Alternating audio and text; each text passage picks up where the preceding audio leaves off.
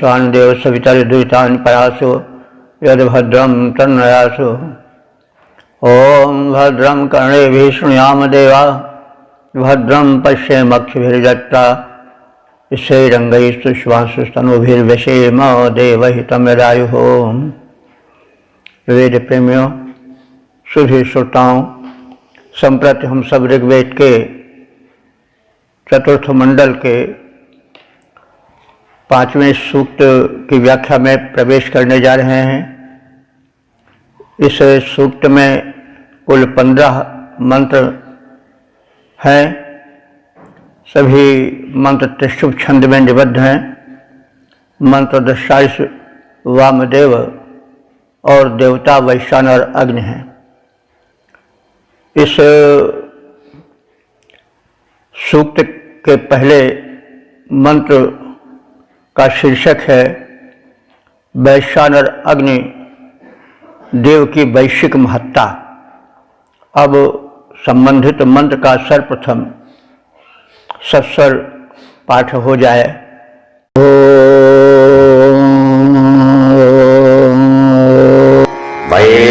वैश्वानराजमीढुषे सजोषाः कथादाशे माग्नजे बृहद्भाः अनोनेन बृहता भक्षथेनोपस्तभाजदुपमिन्नरोधाः। इस प्रथम मंत्र में वैश्वानर अग्निदेव की महत्ता का कथन है। उनकी विराट और व्यापक शक्ति का कथन है। पिछले सूक्त में हमने अग्नि का परिचय प्राप्त किया। वे अग्निदेव जो थे वे रक्षोहा अग्नि थे और इस सूक्त के अग्नि हैं वैश्वानर अग्निदेव। तो जो जितने महान होता है उसके नाम उतने ही होते हैं, क्योंकि उसमें उतने ही गुण होते हैं, उतनी ही शक्तियाँ होती हैं। तो उनको द्योतित केवल एक शब्द से नहीं किया जा सकता है। उसके गुण के अनुसार उसके अनेक संबोधन और नाम रखे जाते हैं। यह हमारे संस्कृत भाषा और उसके आधार पर बनी हिंदी भाषा की बड़ी भारी विशेषता है कि अंग्रेजी आदि जो बहुव्याप्त भाषाएं हैं उनमें पर्यायवाची अत्यल्प हैं। लगभग सभी भाषाओं में एक ही शब्द आता है। अंग्रेजी आदि में सूर्य है तो केवल सन ही मिलेगा, अग्नि के लिए फायर और पानी के लिए वाटर। किंतु हमारी वैदिक संस्कृत में और उसके आधार पर निकलने वाली लौकिक संस्कृत में और हिंदी में विषय की व्यापकता को देखकर उसके गुण निर्धारित किए गए हैं और इसलिए उसके व्यापक गुण को प्रकट करने के लिए उसके नाम के साथ विशेषण जोड़ दिए गए हैं जिस गुण के वैशिष्ट्य का कथन होने वाला होता है। तो यहाँ पर अग्नि के आगे वैश्वानर जोड़ दिया गया है। तो विश्व से वैश्व बनता है। वैश्व का अर्थ होता है संपूर्ण। तो वैश्वानर का अर्थ हुआ कि वे अग्निदेव जो विश्व के सभी मनुष्यों में अथवा प्राणियों में व्याप्त हैं, जठराग्नि बनकर, ताप बनकर और सबका नेतृत्व करते हैं, यानी सबसे आगे रहते हैं, वे वैश्वानर हैं। ऋग्वेद में 60 बार इस शब्द का प्रयोग हुआ है। शतपथ ब्राह्मण में जो मनुष्यों में या प्राणियों में अनाज का पाचन करने वाला अग्नि है, वही वैश्वानर अग्नि है। कुछ विद्वानों ने सूर्य को ही वैश्वानर अग्नि कहा है कि संपूर्ण अग्नित्व यानी अग्नि सबसे बड़ा अग्नि का गोला है सूर्य, और उसी से पृथ्वी जीवन पाती है। उसी के आकर्षण शक्ति से वह भटकती नहीं है, इधर उधर एक अपने निश्चित मार्ग पर परिभ्रमण करती है, चलती है। तो इस प्रकार से वैश्वानर अग्नि कुछ स्थानों पर या कुछ विद्वानों के अनुसार सूर्य को भी कहा गया है। तो हम इन सभी रूपों को ध्यान में रख करके वैश्वानर अग्नि के महत्व को समझें, उसकी वैज्ञानिकता को समझें और समझ करके उस महत्ता के आगे नतमस्तक होकर के ऋषि के आदेश को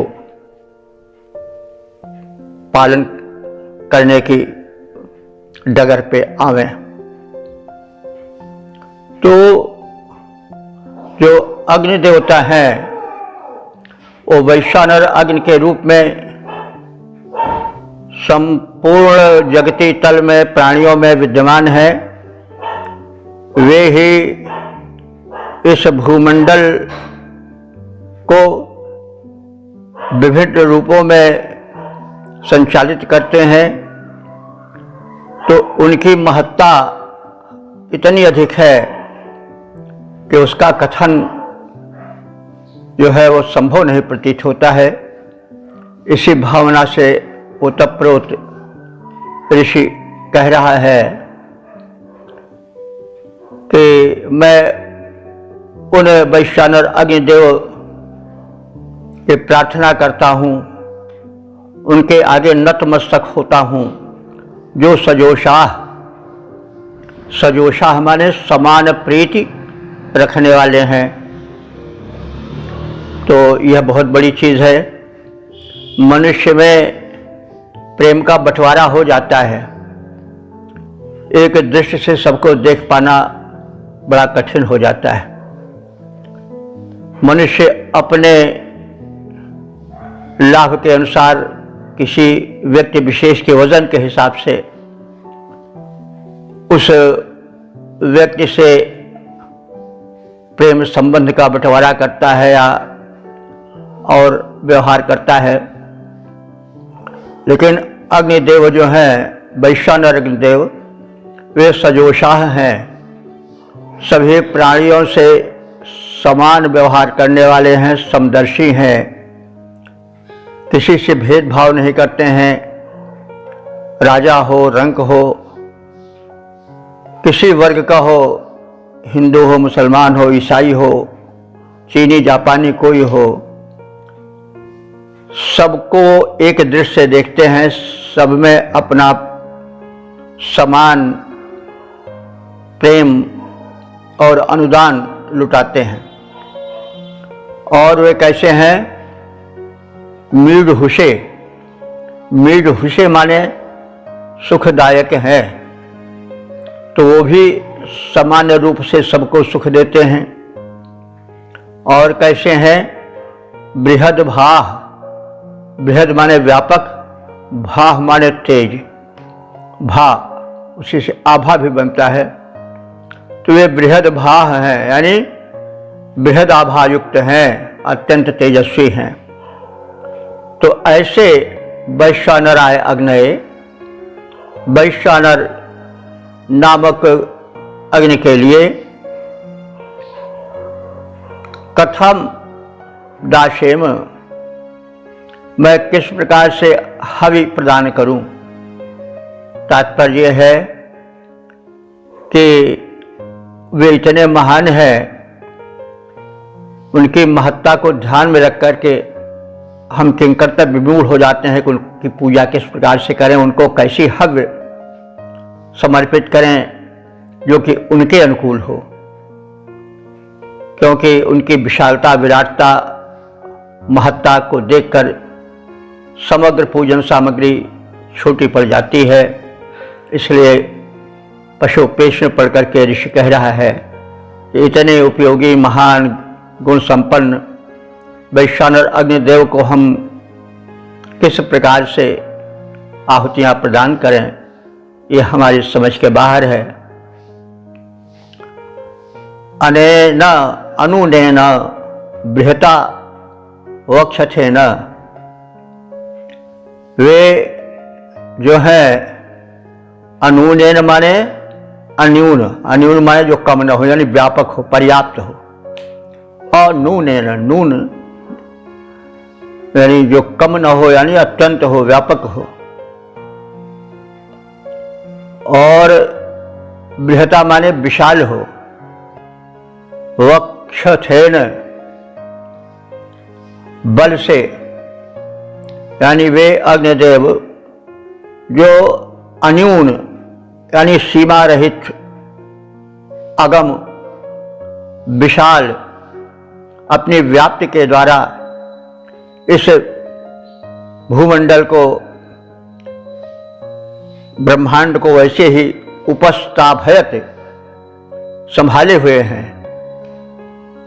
उपमा दी जा रही है कि रोधः न, जैसे खंभा भवन को संभाले रहता है, भार ढोता है, लेकिन भवन को नीचे नहीं गिरने देता है, तो जिस तरह से स्तंभ महल को कहीं डगमगाने नहीं देता है, गिरने नहीं देता है, संभाले रहता है, वैसे ये अग्निदेव जो वैश्वानर नाम से संबोधित किए गए हैं, इस संपूर्ण ब्रह्मांड को, अखिल लोक को संभाले हुए हैं स्तंभवत। तो अब इससे जो वैश्वानर अग्नि का सूर्य रूप है वो झांक रहा है, क्योंकि सूर्य ही की आकर्षण शक्ति से तो पृथ्वी आदि और जो नवग्रह हैं, बृहस्पति, बुध, मंगल, शुक्र, शनि, राहु, केतु, जिनका व्यापक विस्तार है, हमारी पृथ्वी भी उसी में, उसी सौरमंडल का एक सदस्य है, इन सबको वो अपने आकर्षण शक्ति से, बल से रोके हुए हैं। तो यह वैज्ञानिकता यहाँ पर द्रष्टव्य है। तो सबके प्रति समान प्रीति रखने वाले, सुखद, अत्यंत तेजस्वी वैश्वानर अग्निदेव के निमित्त हम किस प्रकार आहुति प्रदान करें। हम इस समय संकोच में डूबे हुए हैं कि उनकी महत्ता के आगे हमारा कोई भी समर्पण, हमारी कोई भी आहुति नग्न या लघु पड़ जाती है। वे इतने महान हैं कि जिस प्रकार स्तंभ भवन को संभाले रहता है, उसको डगमाने या गिरने नहीं देता है, वैसे ही वे भी अपने परम व्यापक बल द्वारा, ऊर्जा द्वारा संपूर्ण जगत को, सभी लोगों को संभाले हुए हैं, धारण किए हुए हैं। अब इसका पद रूपांतरण देखें। सबके प्रति सम ममता, जिनकी जो सुखप्रद अति द्युतिधारी, उन वैश्वानर को हवि कैसे दें, संकोच हृदय में भारी। गुरुभार संभाले रहता है, विस्तृत घर का खंभा जैसे, निज व्यापक तन से जगती का सब भार संभालें वे वैसे। ओम। वेद प्रेमियों, सुधी श्रोताओं, संप्रति हम सब ऋग्वेद के चतुर्थ मंडल के 5वें सूक्त के दूसरे मंत्र की व्याख्या में प्रवेश करने जा रहे हैं। मंत्र दृष्टा इस वामदेव, देवता वैश्वानर अग्नि, और छंद त्रिष्टुप है। शीर्षक है वैश्वानर अग्नि के आनंद गुण। अब सर्वप्रथम संबंधित मंत्र का सस्वर पाठ हो जाए।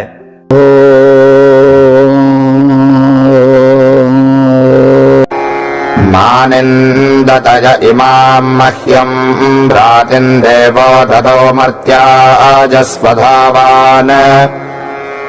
पाकाजकृत्सो अमृतो विचेदा वैश्वानरो नृतमो जह्वो अग्निः। इस दूसरे मंत्र में अग्निदेव की व्यापक महत्ता, व्यापक प्रदानशीलता, उदारता का कथन है और ऐसे अग्निदेव के स्तवन, नमन की सम्मति है। तो सर्वप्रथम अग्निदेव की महत्ता का कथन हो रहा है। यह अग्नि ही वैश्वानर अग्नि ही स्वधावान, जो वैश्वानर अग्निदेव अन्न प्रदायक हैं, तो अग्नि अन्न प्रदायक हैं। यह स्पष्ट ही है कि अग्निदेव के ही ऊष्मा से, उनकी ही ऊर्जा से पृथ्वी पर अंकुरण होता है, वनस्पतियों का विकास होता है और फिर उसमें फल फूल आते हैं, वे पकते हैं। तो उनको परिपक्व करना अग्नि का ही एक रूप है। फल हो, अन्न हो, कोई खाद्य पदार्थ हो, अग्नि से ही पकता है, परिपक्व होता है। तो और हम देखें तो अग्नि के कारण ही वृष्टि भी होती है। जैसे आप लोग सब जानते आए हैं कि जो सूर्य है वो भी अग्नि ही है और उसी के कारण, उसी ताप से सागर का जल, नदियों का जल वाष्पित होता है और बादल बनता है और बादल से वृष्टि होती है, वृष्टि से अन्न उत्पन्न होता है। तो ये कर्म सब अग्निदेव से ही जुड़ा है, इसीलिए उनको स्वधावान कहा गया है। स्वधावान माने अन्नवान। तो वे अग्निदेव अन्नवान है, अर्थात अन्नों के, खाद्य पदार्थों के प्रदायक हैं। और कैसे हैं? गृत्सः, गृत्स कहते हैं मेधावी को, बुद्धिमान को। वे मेधावी हैं, अमृतः, अमर हैं, विचेता माने विशेष चैतन्य है, ज्ञानी हैं। नृतमः, वे अत्यंत श्रेष्ठ नायक हैं। नृतमः, वे श्रेष्ठ नायकत्व निभाते हैं। नायक वह होता है जो आगे रहता है हित में। यहवह, और वह यहवह माने महान है। और वे अग्निदेव वैश्वानर हैं, संपूर्ण मानव, संपूर्ण प्राणियों में शक्ति और ऊर्जा के कारणभूत हैं। और पाकाय मर्त्याय मह्याम, वे परिपक्व यानी ज्ञान से पुष्ट हुए मनुष्य, जो कि मरणशील है, उस मुझ मनुष्य के लिए या हम मनुष्यों के लिए इमाम रातिम ददौ, राति कहते हैं धन को, ऐश्वर्य को। राति रई से बना है, तो इमाम रातिम इस धन ऐश्वर्य को ददौ माने दिया है। उन अग्निदेव ने ही हम मरणशील मानवों को भांति भांति के अनुदान प्रदान किए हैं और हम सबको सृष्टि में परिपक्व ज्ञानी बनाया है। तो ऐसे वैश्वानर अग्निदेव कि हे ऋतुजो, हे मनुष्यो, मां निंदा तो कभी मत करो, अर्थात उनकी स्तुति करो। तो जिन वैश्वानर अग्निदेव ने मरणशील मुझ मानव को बुद्धिमान बनाया, जो अन्न के स्वामी हैं, ज्ञानी हैं, अजर अमर हैं और महान हैं, जो उत्तम नेतृत्व विधायक हैं और यह धन धान्य उन्होंने ही प्रदान किया है, उसके लिए कृतज्ञ होकर के हे अस्तोताओ, हे मनुष्यों, उनकी स्तुति करो। निंदा करने का कोई प्रश्न ही नहीं है।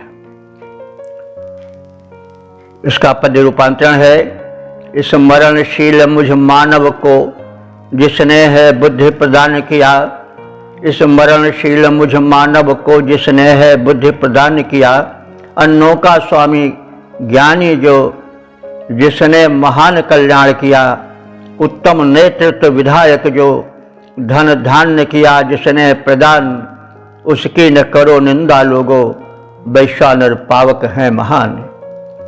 ओम वेद प्रेमियों, सुधी श्रोताओं, संप्रति हम सब ऋग्वेद के चतुर्थ मंडल के 5वें सूक्त के 3रे मंत्र की व्याख्या में प्रवेश करने जा रहे हैं।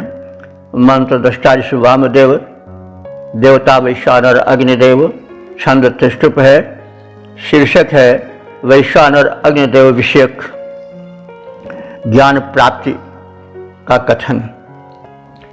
अब संबंधित मंत्र का सर्वप्रथम सस्वर पाठ हो जाए।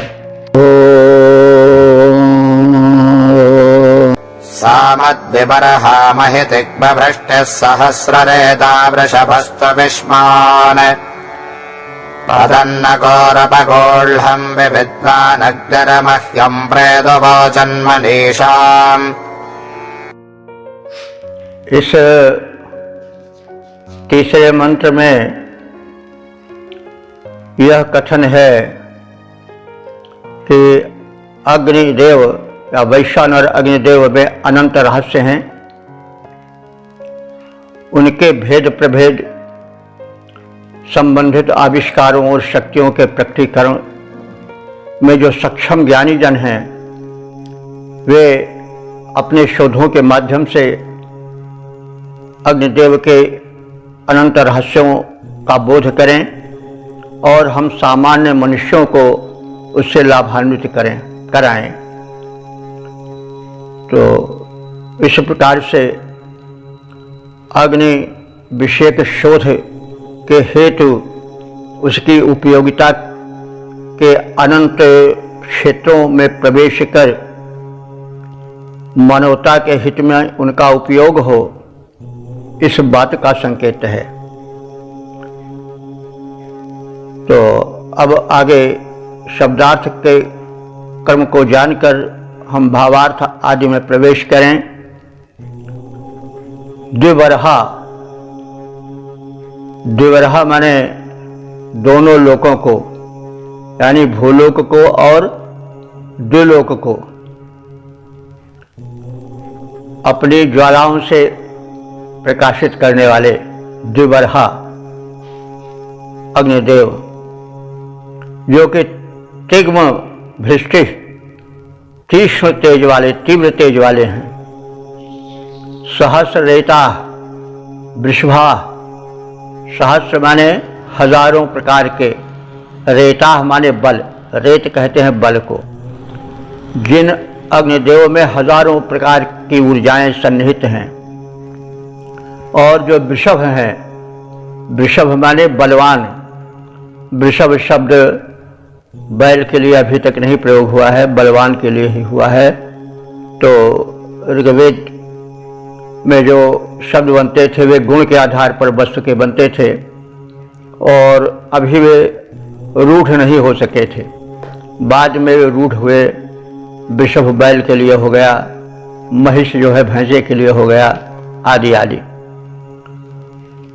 तो वे जो वैश्वानर अग्निदेव हैं, वो तिग्म भृष्टि, तिग्म माने तीव्र, भृष्ट माने तेज या ताप से संयुक्त हैं।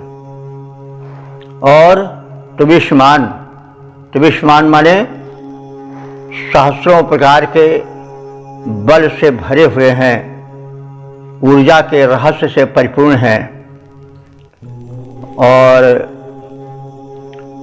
गोह पदम न अपगूढ़म, जैसे गोखुर बटा होता है 2 भागों में, वैसे अग्नि की शक्तियां भी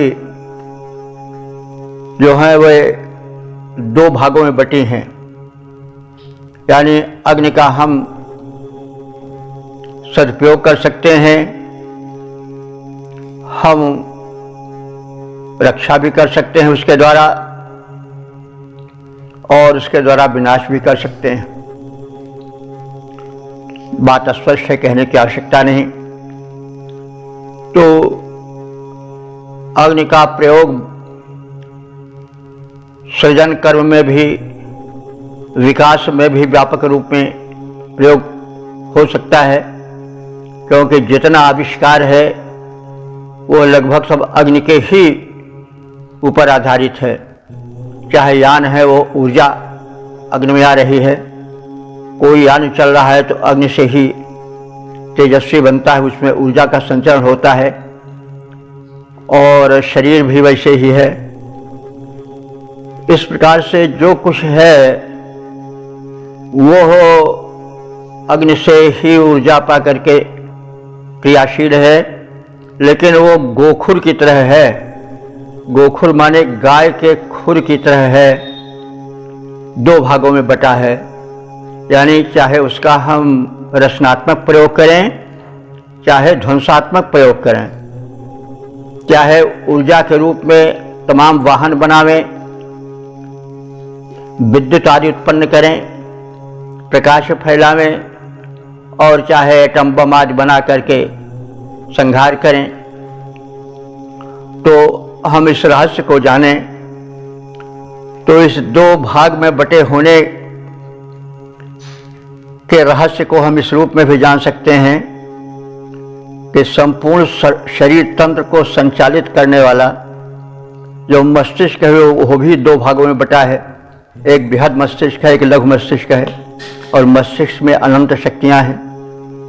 तो ये जो है 2 भागों में ये भी बटा हुआ है। और अग्नि भी अवनी और अंबर दोनों में अपना विस्तार किए हुए है, उसका तेज दोनों भागों में है। अथवा सगुण और निर्गुण रूप में अग्नि विभक्त है। सगुण रूप में जब वह प्रकट हो जाता है तो सगुण रूप हो जाता है, और जब लकड़ी में छिपा रहता है या माचिस की तीली में छिपा रहता है या बारूद में छिपा रहता है या कहीं छिपा रहता है तो उसका अव्यक्त रूप है। तो सगुण और निर्गुण दोनों उसका रूप है। तो इस प्रकार से अग्नि को गोह पदम न माने समान, गाय के खुर के, गाय के पद यानी गाय के खुर के समान 2 भागों में विभक्त देखा जा सकता है। अथवा गो माने वाणी भी होती है, और पद माने उसके शब्द। तो वाणी के पद भी बड़े गूढ़ होते हैं, बटे होते हैं, तो उसमें भी छिपे हुए गूढ़ अर्थ होते हैं। अब थोड़ा इसको हम और व्यक्त कर देना चाहते हैं। यह प्रसिद्ध बात है कि एक इलाहाबाद में बैरगिया नाला था, वहाँ 3 चोर रहते थे, डकैत साधु वेश में, और सबको वो ठग लेते थे, लूट लेते थे, मार डालते थे। तो शब्दों का व्यापक 2 अर्थ निकलवाते थे। तो पहला साधु जो था वो जब कोई उस नाले के झाड़ी में या जंगल के राह में प्रवेश करता था तो पहला साधु कहता था नारायण। तो साधु है, कह रहा भाई बड़ा भक्त है, लेकिन उसका अर्थ वो लगाता था कि नारायण माने भगवान नहीं बल्कि नारा आयन, यह शिकार जो है वो नाले में आ गया है, सावधान हो जाओ हे हमारे साथियों जो अलग बैठे हुए लुटेरों हो। तो वो प्रथम सूचना देता कि नारायण कहता था साधु रूप में नारायण है, कहता था कि नारा में आयन आ गया है शिकार। तो इस तरह से नारायण का द्व्यर्थक प्रयोग हुआ।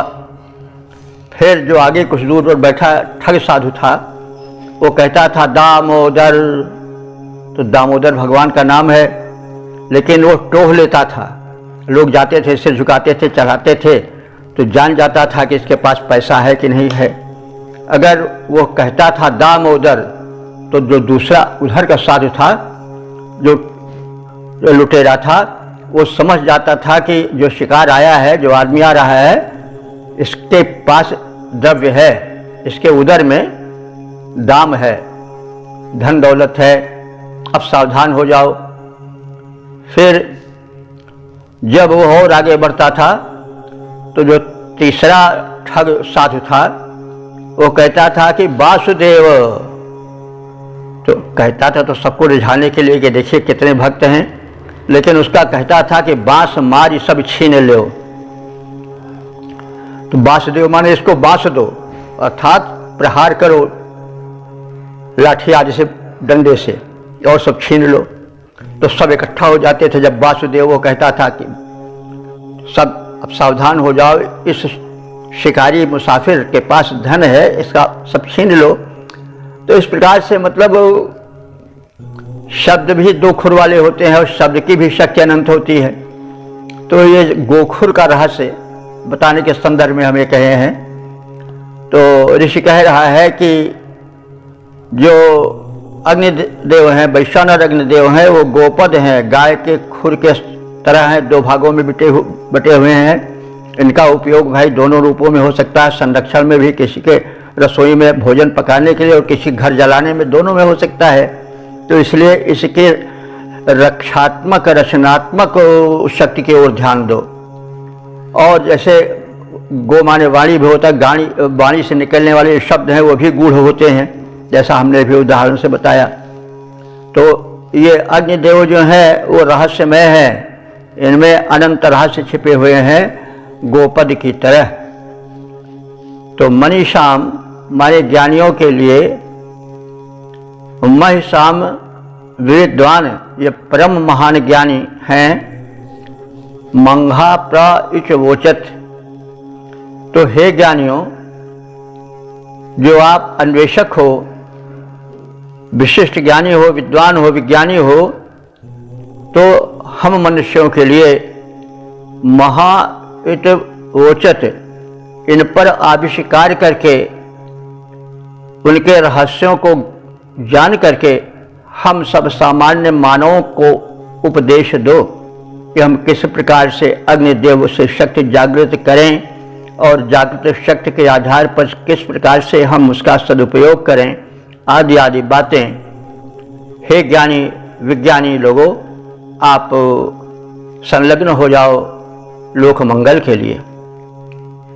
तो जो अग्निदेव दोनों लोकों, भूलोक और द्युलोक में विस्तृत हैं, छाए हुए हैं, जो परम तेजस्वी हैं, सहस्रों सामर्थ्यों से युक्त हैं, अत्यंत पराक्रमी और साहसी हैं, गाय के खुर के समान रहस्यमय हैं, अथवा वाणी द्वारा उच्चरित पद के समान अनेकार्थक या द्व्यर्थक हैं, वे अग्निदेव ज्ञातव्य हैं। उनमें निगूढ़ अनंत क्षमताओं को हे विद्वानों तुम जानो, और तद विषयक ज्ञान को जानकर हम सबको उस ज्ञान से उपदेशित करो और लाभान्वित करो। पद रूपांतरण है, वे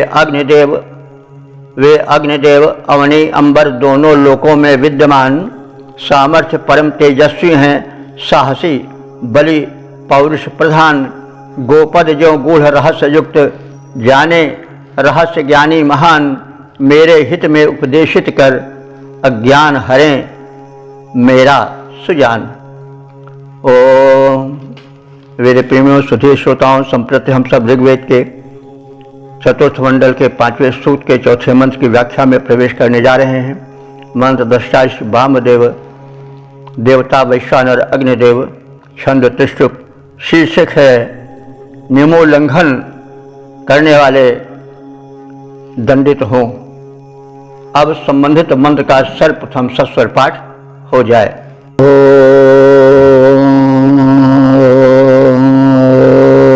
प्रतां अग्निर्बभसत्दिग्गजं भस्मपिष्ठेन शोचिषायः सुराधाः रजे मिनन्ति वरुणस्य धाम प्रिया मित्रस्य चेततो ध्रुवाणि। इस चौथे मंत्र में अग्निदेव के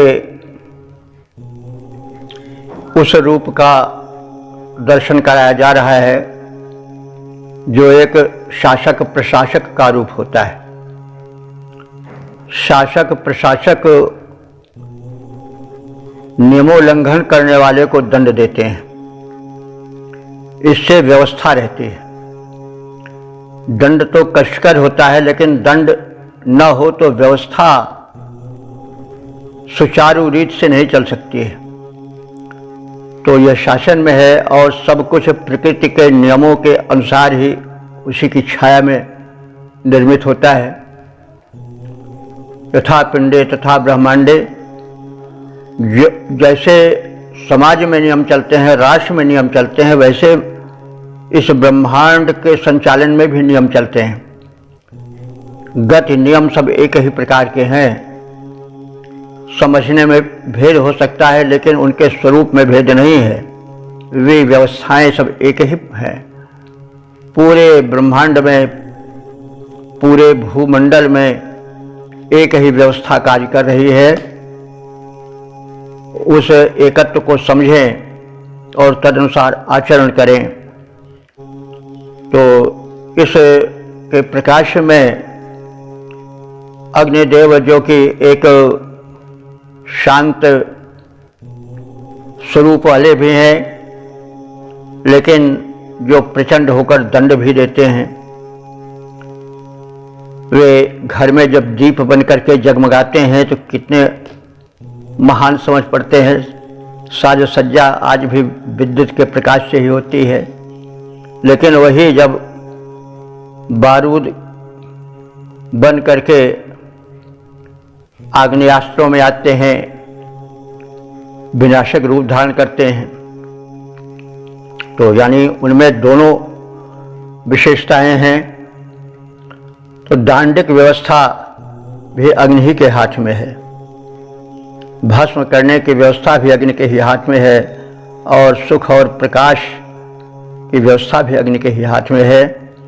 इसलिए उनके सुखद स्वरूप का कथन करने के पश्चात अग्निदेव के उग्र रूप का भी स्मरण उन्हें कराया जा रहा है कि वे जो प्राकृतिक नियमों का उल्लंघन करते हैं, इस प्रकार से सृष्टि में अव्यवस्था कर स्थापित करते हैं, उसे प्रेरित करते हैं, वे दंडनीय हैं और अग्निदेव उन्हें भरपूर दंड दें।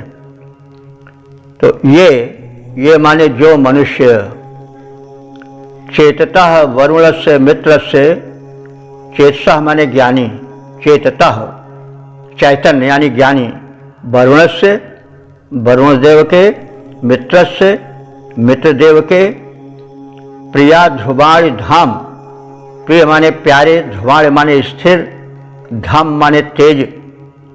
तो जो प्रिय और ध्रुव तेज को प्रविनंति माने नष्ट करते हैं। तात्पर्य क्या हुआ कि उसकी अवहेलना करते हैं, उल्लंघन करते हैं, वही उनके तेज को नष्ट करना हुआ। तो मित्र और वरुण के विषय में हम पहले भी कई बार कह चुके हैं कि ये युग्म देव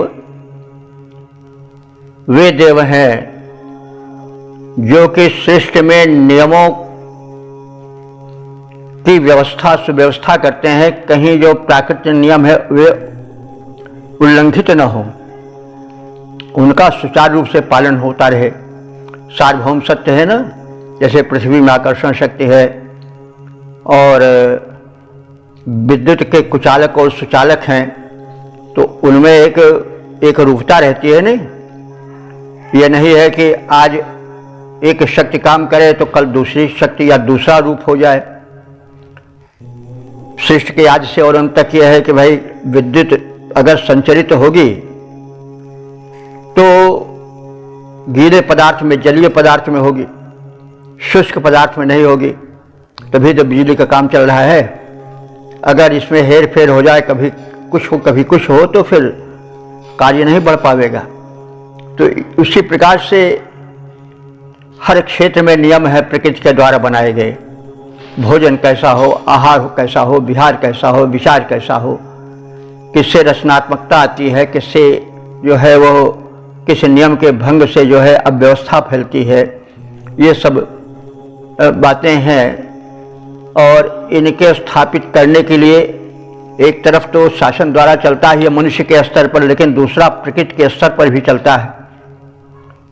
तभी हम देखते हैं कि सृष्टि में कुछ लोग दुख पा रहे हैं, कुछ लोग सुख पा रहे हैं। तो अंत में लोग कहते हैं हमारी किस्मत ऐसी है, कोई किसी को दोष देते हैं, किसी को दोष देते हैं। काले कर्म ईश्वर मिथ्या दोष लगाए। लेकिन इसके पीछे रहस्य है, क्योंकि सृष्टि में कोई कार्य बिना कारण के नहीं होता। हम न समझ पावे यह बात अलग है, लेकिन प्रत्येक कार्य कारण से ही होता है, जैसे अंकुरण बीज से ही होता है। तो जो इस सृष्टि में कार्य होते हैं वे प्राय दो कोटियों में विभक्त कर दिए जाते हैं। एक नियम पालन पर है, व्यवस्था को सम्मान देने के प्रति है, और दूसरा नियमोल्लंघन के प्रति है। तो व्यवस्था का पालन करना धर्म है और व्यवस्था का उल्लंघन करना जो है वो अधर्म है। तो सृष्टि में उस ब्रह्मांड विधायक रचनाकार परमात्मा के द्वारा मित्र और वरुण, ये दो देव जो हैं वो स्थापित किए गए हैं। उनको कार्यभार सौंपा गया है कि वे प्राणी क्या कर रहे हैं, अच्छा कर रहे हैं कि बुरा कर रहे हैं, उसका लेखा जोखा रखें। तो जो मित्र देवता हैं वे दिवसकृत कर्मों का लेखा जोखा रखते हैं, यानी दिन में किस मनुष्य ने क्या सत्कार्य किया और क्या असत कार्य किया, क्या पुण्य किया, क्या पाप किया, उसका लेखा जोखा रखते हैं। और जो वरुण देव हैं वो निशाकृत कर्मों का लेखा जोखा रखते हैं, कहाँ कब किसने क्या शुभ किया, क्या अशुभ किया। तो वो एक लेखा जोखा है, तभी तो दंड या पुरस्कार मिलेगा। तो वो लेखा जोखा होता है तभी कोई व्यक्ति उन्नत कर जाता है। चलते सभी हैं लेकिन मंजिल तक सब लोग नहीं पहुंच पाते हैं। किसी को एक अलग से प्राकृतिक सहायता मिलती है, वो आगे बढ़ जाता है। कुछ लोग चेष्टा करते हैं, नहीं बढ़ पाते हैं। क्यों? अब इसके पीछे यह है कि इसके पूर्व कृत कर्म है। तो कर्म की श्रृंखला बड़ी लंबी है, यह जन्म जन्मांतर तक जुड़ी हुई है, क्योंकि हमारा जो जीवन है एक लंबी यात्रा है और अव्यक्त से व्यक्त और व्यक्त से अव्यक्त होना ही इसका क्रम है। मनुष्य पहले जन्म के पहले अव्यक्त रहता है, वह चेहरा दिखाई नहीं पड़ता है कहाँ है, लेकिन फिर वो व्यक्त हो जाता है तो उसका जन्म हो गया, दिखाई पड़ने लगा। एक चेहरा विशेष, एक विशेष प्रकार के हाव भाव चाल चलन नाक नक्शे वाला व्यक्ति आ गया। फिर एक समय आया वह अव्यक्त हो गया, वही मृत्यु को प्राप्त होना है।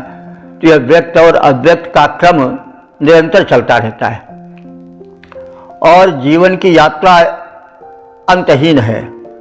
कई जन्म के कार्यकलाप जोड़े रहते हैं इस चिरयात्री जीव के कर्मों के, और तदनुसार वह उसका फल प्राप्त करता रहता है।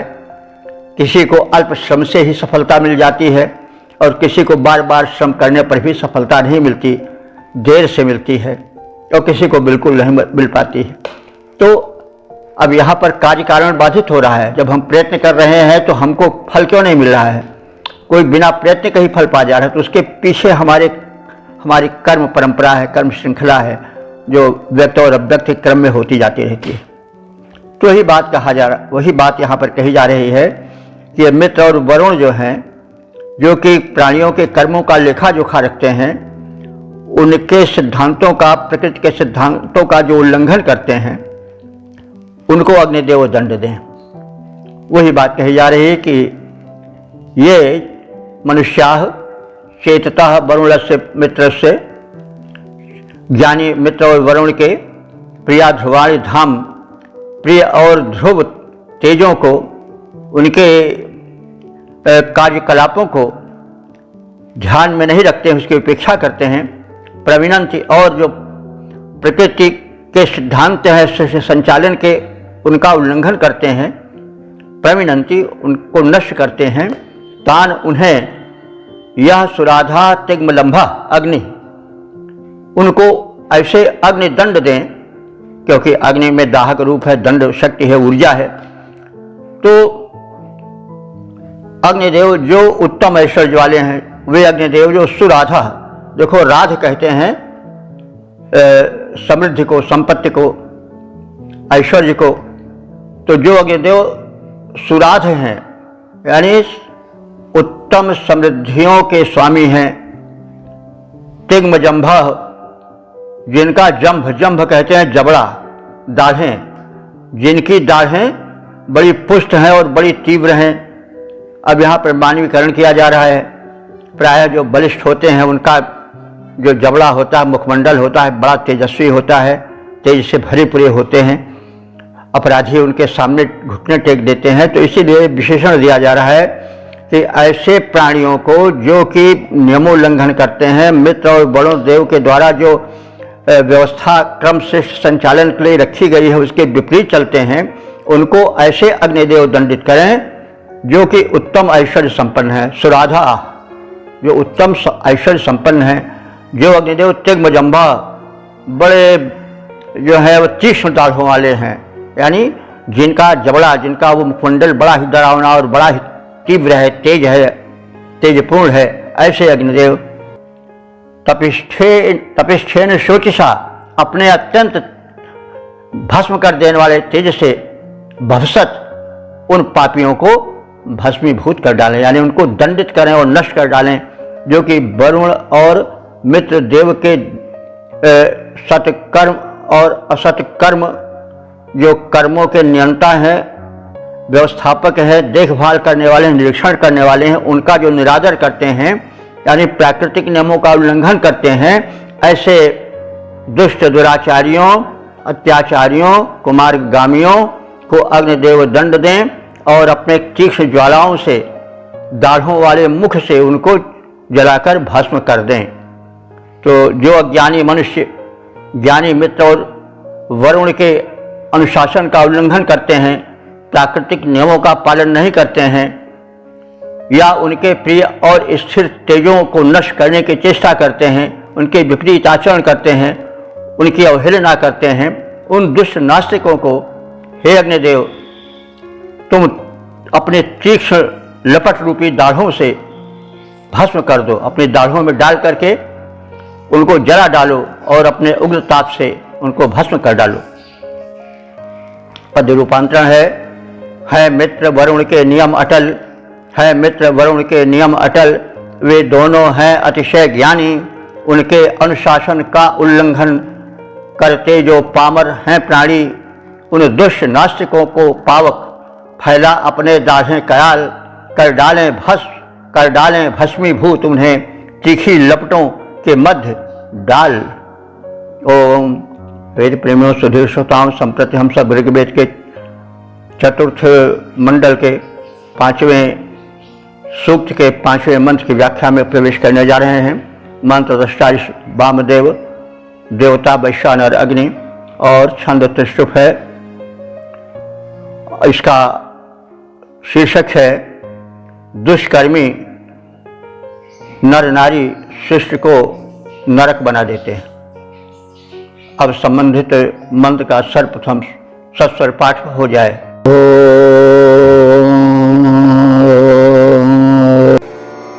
अभ्रातरो न जोषडोऽभ्यन्तः पतिरिपो न जनयो धुरेवाः पापासः सन्तो अनृता असत्या इदं पदमजनता गभीरम्। इस 5वें मंत्र में उन नर नारियों का कथन है जो इस विधाता की अनुपम रचना सृष्टि को नरक तुल्य बना देते हैं।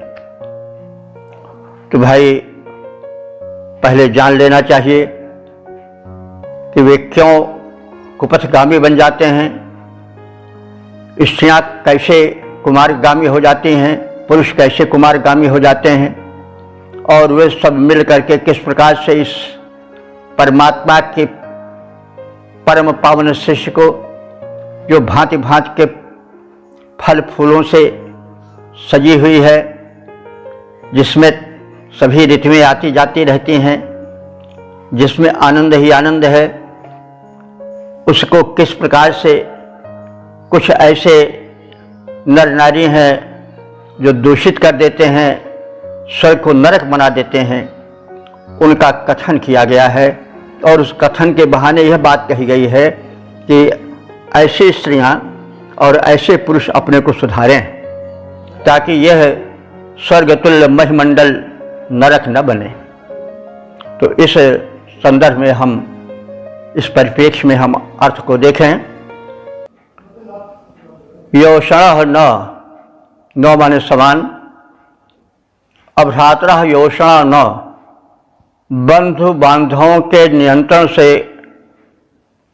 जो बंधी नहीं है, यानी स्वैराचारिणी है, जिनको रोकने टोकने वाला कोई भाई बिरादरी नहीं है,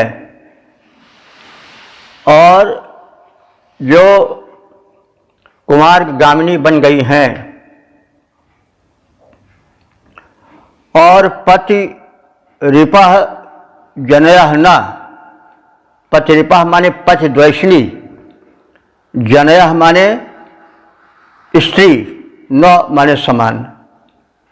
तो देखो भाई, स्त्री बिगड़ जाती है अपने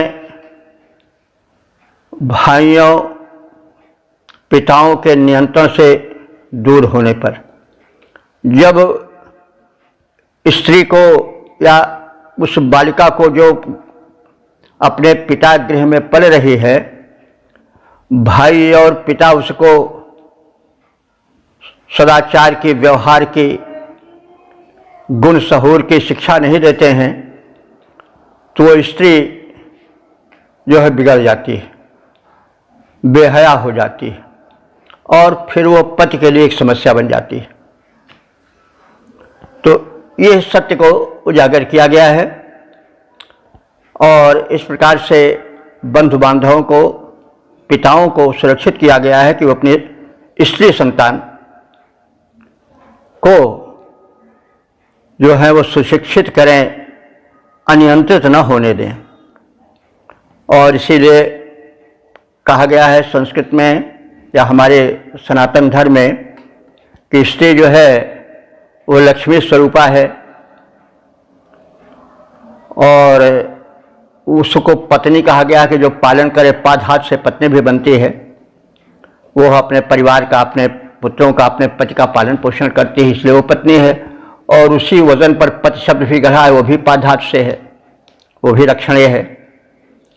तो कहने की यह मतलब कि संदेश ये है कि शिशु कोई हो, स्त्री शिशु हो या पुरुष शिशु हो, उसको उसके माता पिता भाई संभाल कर रखें। यदि उसके संस्कार बचपन से बिगड़ गए तो फिर वो यौवन में सुधरने वाले नहीं हैं। ये इस परम सत्य का द्योतन हो रहा है। तो इसी संदर्भ में कहा जा रहा है कि योषण न, उस स्त्री के समान जो अभ्रातरः भाई बंधुओं के नियंत्रण के बाहर हो गई है, यानी भाई बंधु नियंत्रण करने वाले नहीं रह गए हैं, स्वेच्छाचारिणी हो गई है, तो क्या होगी? फिर दारा बनेगी। दार शब्द जो है तो स्त्री बोधक, लेकिन उसकी व्युत्पत्ति है कि दारेति बंधून इति दारा, जो भाइयों में दरार डाल दे वो दार है, इसलिए उसको पुल्लिंग में प्रयोग किया गया है। तो प्राय जो है वो स्त्रियां ही घर बनाती हैं और स्त्रियां ही घर बिगाड़ देती हैं। लोक में एक कहावत प्रचलित है कि पुरुष कुदाल से गोड़े तो नहीं गोड़ सकता है घर को, लेकिन स्त्री सुई के नोक से घर तोड़ डालती है, घर को बिगाड़ देती है, घर को खोद डालती है। तो इसलिए कहा गया है कि नारी जो हो, जो शिशु रूपा संतति है, वो माता पिता के द्वारा अच्छी तरह से संस्कारित की जाए, सुसंस्कारित की जाए, ताकि वो पति के लिए समस्या न बने। तो नहीं तो क्या होगा, पति रपा जनया न, तो जब पत्नी बनेगी तो पति का द्वेष करेगी, पति के आज्ञाओं का उल्लंघन करेगी और उसको कष्ट देगी। तो वैसे जनया न माने ऐसी जननी या स्त्री की तरह, क्योंकि जनया स्त्री जननी भी होती है, तो वो जो स्त्री होती है वो पति के लिए एक व्याधि बन जाती है। तो गृहिणी जो है ग्रहणी हो जाती है, तो ग्रहण लगाने वाली हो जाती है।